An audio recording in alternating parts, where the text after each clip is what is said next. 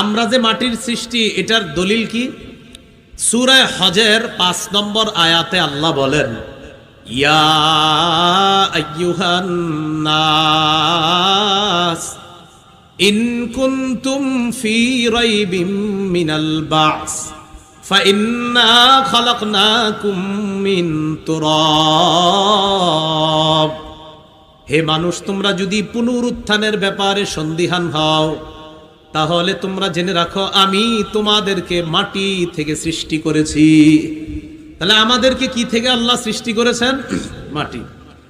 এখন একটা দলিল দিব, আমরা যে মাটির সৃষ্টি, এই দলিলটা আপনাদের অনেকে পারেন, কিন্তু আপনারা জানেন না যে এই দলিল যে আমরা সবাই জানি এটা আপনারা জানেন না। দলিল দিলে কইবেন, ও হুজুর আসলেই তো আমরা এটা পারি, আর এটার মধ্যে যে আল্লাহ বলছে আমরা মাটির তৈরি এটা তো জানতাম না।